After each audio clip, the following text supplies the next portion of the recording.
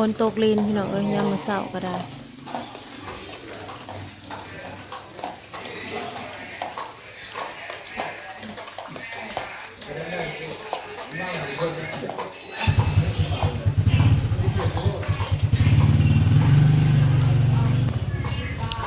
สบายดีตอนเช้าสบายดีทุกคนเด้อเดี๋ยวเราสาวหลานสมิจะมาอัปเดตอาการของหลานชายค่ะทุกคนตอนนี้ตอนประมาณ6 โมงเช้า6 โมงเช้าก็จะประมาณจักหน่อยเพิ่นสิมากวดเอาเลือดพี่น้องเอ้ยแบบว่าได้นอนเบิดคืนนะทุกคนแต่ถือว่าน่าจะเป็นลำไส้แท้ๆเลยพี่น้องเอ้ยเพราะว่าใส่ยาเข้าไปแล้วก็นอนได้อะเด้ก็น่าจะเป็นลำไส้อักเสบคือหมอคนว่าแต่กี้ว่า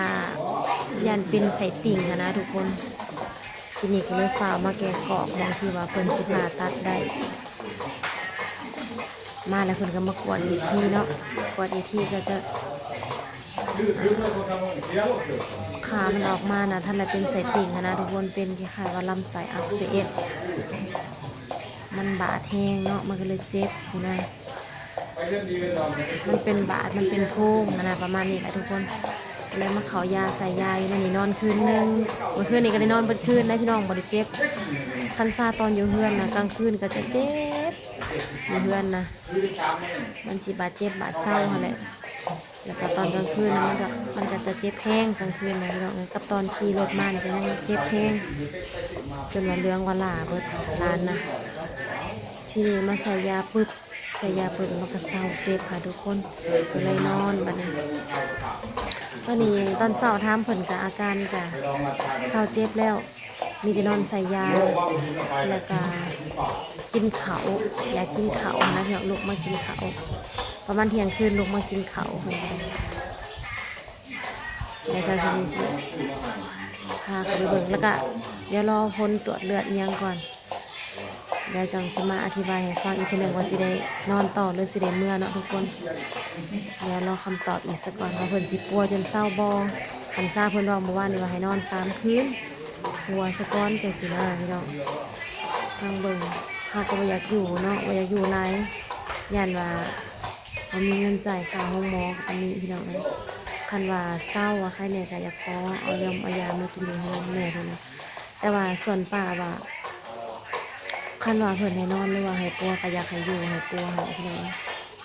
ทางเบิ่งคันว่าขาเลือดขายังเขาปกติก็เพิ่นให้เมื่อก็เมื่อได้เพราะว่าน้ำตาลเพิ่นก็ลดเมื่อวานนี้นะ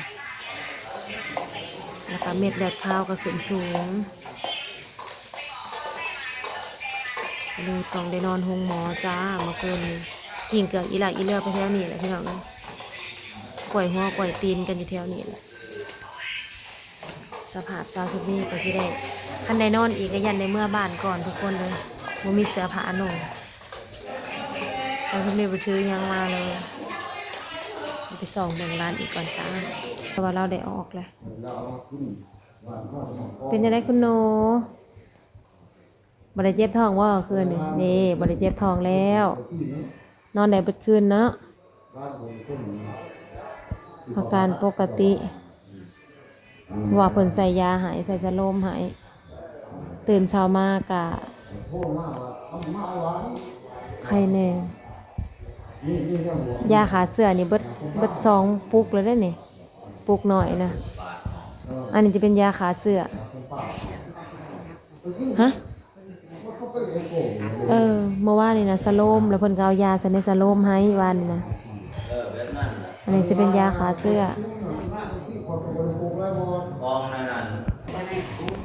เจ้าก็เอาขึ้นลูก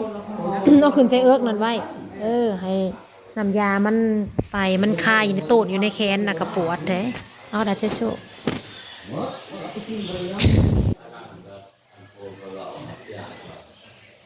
ฝนกระตกพอฝนเอ้าโดยพอใหญ่นะเป็นยังกับอยู่ทงบีอยู่ทงบีมันใหญ่แหละ บีอักเสบ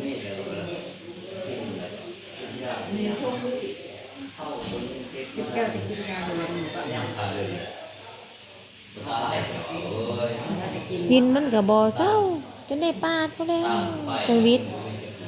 หนิวทงบีนะแม่เฮายังได้ปาดบีออกบ่ได้ยากหนิวทงบีนะปาดบีออกแล้วก็แล้วหักแต่ว่าคันลายปีไปห้องอีแม่นะลงไปอยู่ท่อส่งอีกไปอยู่ท่อส่งน้ำบีนะก็ได้ไปปาดอีกค่ะนะอยู่มงอินเตอร์พวกอยู่ไทยพวกตอนแรกนะปาดนะอยู่สวรรค์เถื่อแรกเถื่อที่สองนะไปมกยายแห่งสองเถื่อแล้วพาอยู่หมองเก่าอีกปาดหมองเก่า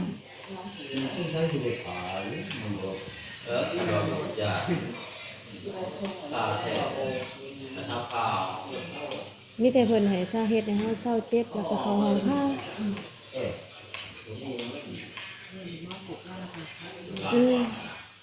ท่านไหนเศร้าเลยแล้วมันบ่ได้เศร้าแล้วมันบ่ทันได้ออกเด้มันอยู่ในบีเนี่ยนะเฮาแต่ปาดถิ่มจังเศร้าเจ็บก็เจ็บพอละอีแม่ก็จังได้ไปปาดนะ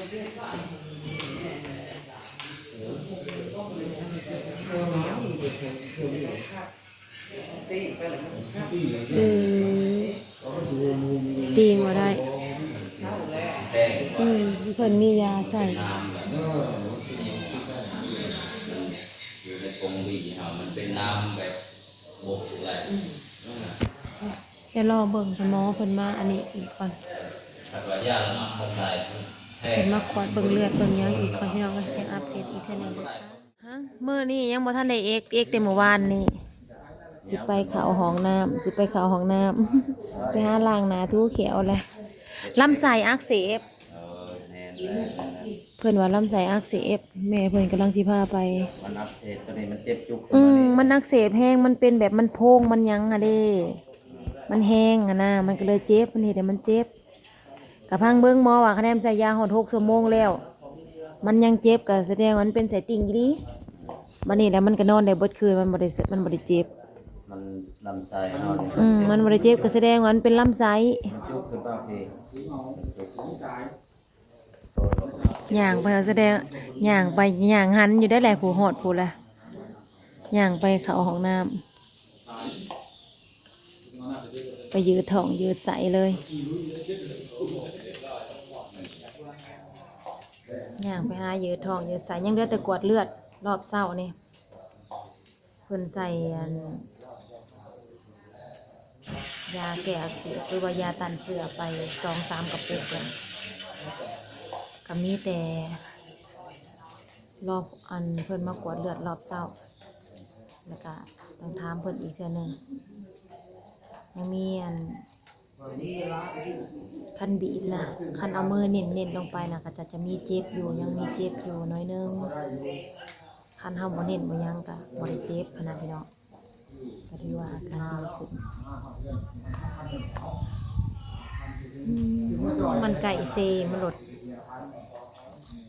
ลงไปนี่น่าจะเป็นเซนะพี่น้องที่ใส่มีถ่ายตอนไปกินข้าวในวันมันเป็นเซมันลดลมบีเลยค่อนข้างว่าหนาวคนเดียวนี้บรรยากาศจิบกาแฟกันได้ทุกคน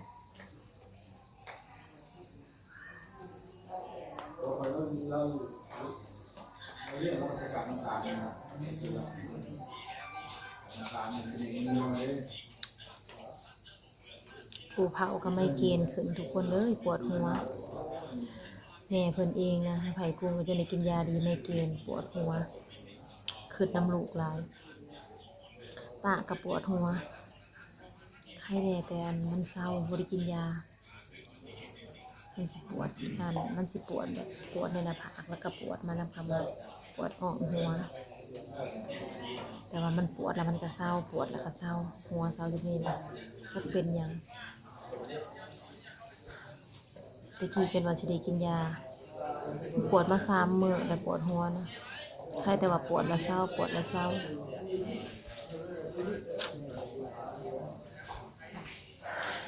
รอเบิ่งอีกสักพักก่อนพี่น้องเดี๋ยวเพิ่นมาตรวจเลือดยังได้สิบอกบ่หิวข้าวบ่พี่เอ้ย หึเอาเอ้ยแล้วว่าเจ้าซื้อแล้วก็เจ้ามาขายอยู่ใดเห็นก็เจ้ามาหลอกขายอยู่ใดหักอันนี้ที่บอกมันสิบ่ได้เอาบ่ทีก็เจ้ามาเอาเลือดนะ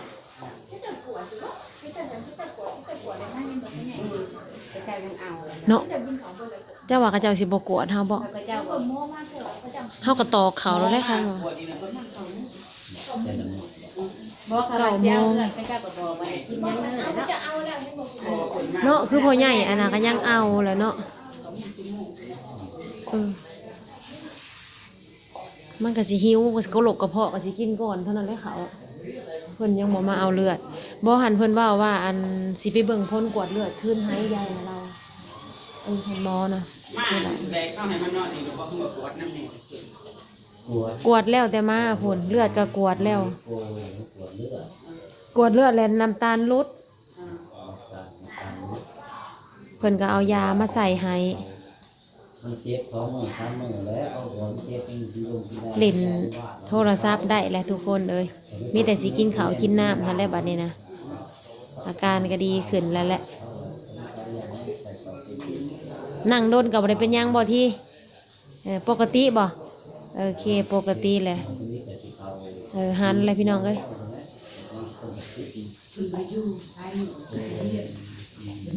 ทางเขามาทางมันแกะนะมันเลยตั้งมัน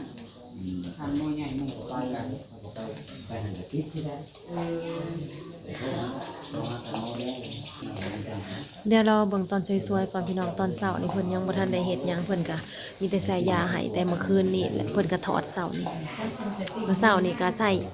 ตอนเช้ามืดๆนะเด้ก็ใส่ยาไปละ2 กระปุกยาต้านเสื้อแต่เพิ่นก็ยังบ่ทันได้บอกหยังเลยตอนนี้ก็เลยเดี๋ยวจะอัปเดตตอนเช้าไปซะก่อนนะทุกคนตอนนี้อาการน้องที่ก็ดีขึ้นแล้วนั่งเล่นโทรศัพท์ได้หลายเช้าเจ็บนะมีแต่สิไปหาเขามาให้เพิ่นกินก่อนบัดนี้เดี๋ยวจะมาอัปเดตอีกเทื่อนึงเด้อพี่น้องหลังจากที่หมอเขามากวดตอนเช้าก่อนเดี๋ยวสิลงคลิปให้พี่น้องเบิ่งซะก่อนหลังจากใส่ยาเมื่อคืนนี้ก็ได้นอนเบิดคืนเด้อทุกคนเด้อได้นอนอยู่เมื่อคืนนี่แล้วก็ตื่นเช้ามากอะบ่ได้เจ็บก็ถือว่าปกติแล้วจ้าเดี๋ยวเฮาก็มารอผล